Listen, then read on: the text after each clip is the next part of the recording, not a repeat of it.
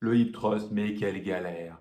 Depuis que c'est devenu la mode il y a quelques années, tu peux plus marcher dans une salle de muscu sans avoir une ribambelle de personnes en train de faire du hip thrust. Ça te prend 2 mètres carrés par personne. C'est une galère complète. Pourquoi? Parce qu'il paraît que le hip thrust, c'est le meilleur exercice pour construire des super fessiers. Voilà, juste pour ça. Mais est-ce que la science est vraiment d'accord avec ça? Est-ce que le hip thrust, c'est vraiment le roi des fessiers? Tout récemment, une équipe de chercheurs en 2023 a pris 18 pratiquants et pratiquantes de hip thrust débutants versus 16 pratiquants et pratiquantes de squat débutants, moyenne d'âge 23 ans, et a comparé si un entraînement de 9 semaines, à raison au total de 15 à 17 trainings pendant cette session-là, de 9 semaines, eh bien, est-ce que le hip thrust est supérieur au squat en termes d'hypertrophie des fessiers? Plus précisément, les sportifs ont fait entre 3 et 6 séries, 3 séries au début du protocole d'entraînement, 6 séries à la fin du protocole d'entraînement, 3 à 6 séries de 8 à 12 répétitions maximales, c'est-à-dire 8 à 12 répétitions à l'épuisement, sur le hip thrust ou le squat complet. Un squat complet dans l'étude, c'était les cuisses au moins parallèles au sol. Le résultat est clair, net et précis. Il n'y a pas de différence réelle entre les pratiquants de hip thrust ou les pratiquants de squat complet en termes d'hypertrophie des fessiers. Par contre, en termes d'hypertrophie des quadriceps et des adducteurs, il y a un avantage à s'entraîner en squat complet.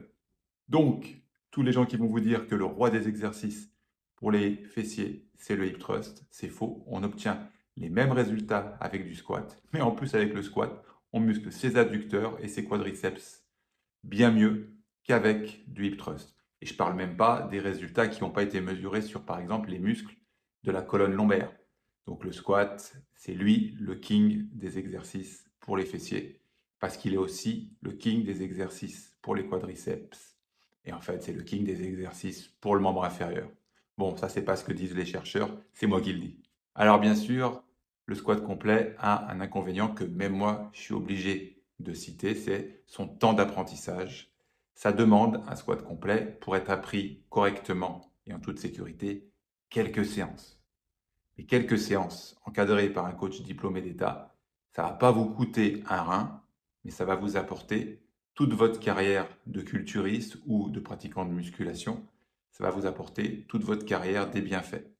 Donc à mon avis, l'investissement en vaut largement le prix.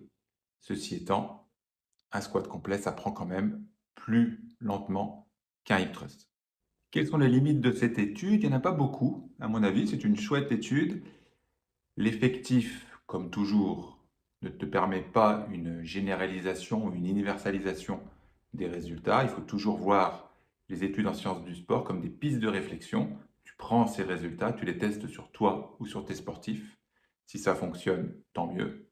La piste va dans ton sens. Si ça ne fonctionne pas, c'est pas grave. Ça ne veut pas dire que la recherche scientifique est inutile. C'est juste qu'il faut la prendre avec l'importance qu'elle mérite, une piste de réflexion. Ensuite, l'autre limite, c'est dans l'étude, il y avait autant de séries et de répétitions, je rappelle 3 à 6 séries de 8 à 12 répétitions maximales, que ce soit dans le groupe hip thrust ou dans le groupe squat. Ça sous-entend qu'une série de squats a autant de valeur ou autant de fatigue ou autant de ressources à mobiliser qu'une série de squats. Dans les faits, ce n'est pas le cas. Donc, le fait d'avoir voulu apparier le volume de travail, c'est intelligent d'un point de vue méthodologique, mais d'un point de vue de terrain, ça se discute. Dernière remarque sur cette étude, celle-ci porte sur des groupes de débutants en musculation. Qu'en serait-il sur des athlètes confirmés? Difficile à dire. Mais en fait, ça n'a pas de sens de vouloir classer à tout prix les exercices en termes d'importance. Quand deux exercices ont de la valeur, et c'est le cas du hip thrust et c'est le cas du squat complet, on s'en fout de savoir qui est le premier ou qui est le deuxième. La réalité, c'est que tu vas faire les deux. En plus, ils sont complémentaires. Le squat complet est un exercice polyarticulaire.